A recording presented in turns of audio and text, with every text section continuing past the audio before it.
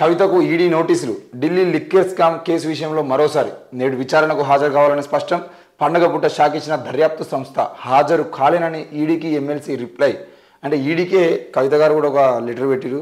మరి ఆమెను అంటే ఈ దర్యాప్తుకు రావాలని చెప్పేసి ఈడీ వాళ్ళు ఈమెకు లెటర్ పెడితే నేను రాను అని చెప్పేసి ఈమె వాళ్ళకు లెటర్ పెట్టింది. ఢిల్లీ లిక్కర్ స్కామ్ కేసులో కవితకు ఈడీ మరోసారి సోమవారం నోటీసులు జారీ చేసింది. నేడు విచారణకు హాజరు కావాలని స్పష్టం చేసింది.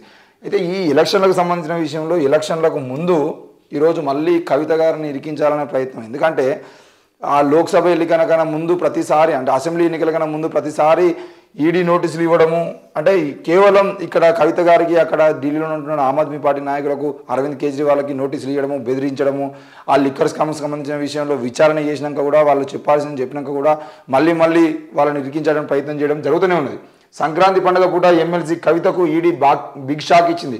ఢిల్లీ లిక్కర్ స్కామ్ కేసులో ఈడీ కవితకు సోమవారం నోటీసులు జారీ చేసింది. మంగళవారం ఈడీ ముందు విచారణకు హాజరు కావాలని నోటీసులో పేర్కొంది. గతంలోనూ ఈడీ కవితకు నోటీసులు చేరవేసిన విషయం అందరికీ తెలిసిందే. ఇక లిక్కర్ స్కామ్ కేసులో మార్చిలో 3 రోజుల పాటు కవితను ఈడీ విచారించింది. గతంలో సుప్రీంకోర్టులో వేసిన పిటిషన్ పెండింగ్లో ఉన్నందున విచారణకు హాజరు కాలేనని ఈడీకి ఎమ్మెల్సీ కవిత లేఖ రాశారు. మరి ఇదే విషయంలో కవిత గారు ఎమ్మెల్సీ లేఖగా రాశారు.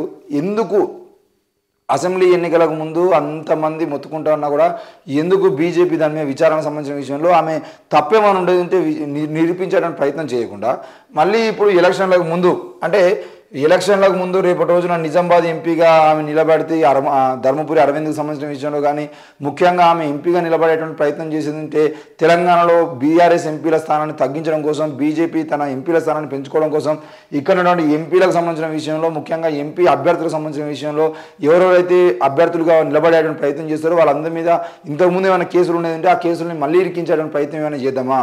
ముఖ్యంగా కవిత విషయంలో కానీ, కేసీఆర్ విషయంలో కానీ, కేటీఆర్ విషయంలో కానీ, వీళ్ళందరి విషయంలో, లేదంటే కాంగ్రెస్కు సంబంధించిన ఎమ్మెల్సీలు ఎవరైనా ఉన్నాయంటే, ఎమ్మెల్యేలు ఎవరైనా ఉన్నాయంటే వాళ్ళని, అలాగే రాబోయే ఎంపీల అభ్యర్థులుగా ఉన్నటువంటి వాళ్ళు ఎవరైనా వాళ్ళ మీద కూడా, ముఖ్యంగా దేశవ్యాప్తంగా ఉన్నటువంటి ప్రతిపక్ష పార్టీలకు సంబంధించిన నాయకుల మీద ఈడీ కానీ, సిబిఐ కానీ, సిఐడి కానీ మొత్తం కేంద్ర దర్యాప్తు సంస్థలు అన్నింటినీ ఉసుగొలిపి వాళ్ళని పార్టీ మారేటువంటి ప్రయత్నం చేయించడము, లేదు అని అంటే మొత్తానికి సైలెంట్గా ఉండేటువంటి ప్రయత్నం చేయించడం అనేది బీజేపీ ప్రభుత్వం చేస్తూనే ఉన్నది. మరి కేంద్ర దర్యాప్తు సంస్థల్ని అడ్డం పెట్టుకొని ఈరోజు ఒక కేసుకు సంబంధించిన విషయంలో అంటే ఆ కేసులో ఏమన్నా తప్పు లోటుపాటు ఉండేదంటే వెంటనే వాళ్ళని అరెస్ట్ చేసి జైలు పంపించడానికి ప్రయత్నం చేయకుండా ఏడాది కాలంగా 2 ఏళ్ల పాటు 3 ఏళ్ల పాటు వాళ్ళని అదే కేసుల్లో ఉంచి వాళ్ళు ఏం మాట్లాడమన్నా కూడా నా మీద కేసు ఎక్కడ బయట తీస్తారో అని చెప్పేసి ఈరోజు తెలంగాణలో ఉన్నటువంటి చాలామంది మేధావులు కానీ, లేదంటే దేశవ్యాప్తంగా ఉన్నటువంటి ఎంతోమంది మేధావుల మీద ఈరోజు ఎన్ఐఏ కేసులు పెట్టి వాళ్ళ నోరు కూడా ముంచే ప్రయత్నం చేస్తూనే ఉంది. ఎక్కడ మాట్లాడితే మళ్ళా ఎన్ఐఏ వాళ్ళు వచ్చి తీసుకుపోతారు అని భయం. ధర్నాలలో పాల్గొంటే, రాస్తారోకోలో పాల్గొంటే, బహిరంగ సభలో పాల్గొంటే, ఎక్కడ ఏం చేసినా కూడా ఎన్ఐఏ కేసు ఉంది కాబట్టి నువ్వు మాట్లాడద్దు, నువ్వు మాట్లాడేదంటే పోలీసులు, ఇంటెలిజెన్స్ వాళ్ళు నేను చూసి మళ్ళీ తీసుకుపోతారు అనే భయాన్ని ఈరోజు మేధావుల మీద కానీ, మాట్లాడే గొంతుకల మీద కానీ, ఇట్లా ప్రతిపక్ష నాయకుల మీద అక్రమ కేసులు పెట్టడం కానీ ఇవన్నీ చేస్తూనే ఉన్నారు. నిజంగానే కవిత గారికి ఈడీ నోటీసులు ఇచ్చింది కానీ, మరి ఒకవేళ నీకు లిక్కర్ స్కామ్కి సంబంధించిన విషయంలో ఆమె తప్పకుండా ఆమె పాత్ర ఉండేదంటే ఏడాది కాలంగా ఆ పాత్రకు సంబంధించిన విషయంలో మీరు తీసుకున్న చర్యలేంటి? ఏం లేకుండా ఆమె ఫోన్లు ఉన్నాయి, ఆ ఫోన్లో సిమ్ములు మార్చింది, ఇవన్నీ కథలు చెప్పుకుంటూనే వస్తున్నారు.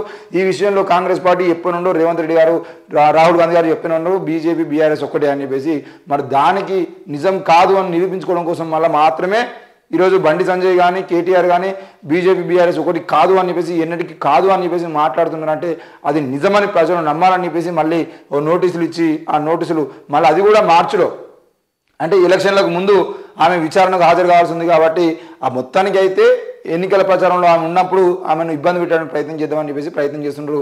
ఇదే తప్ప వేరే ఏముండదు.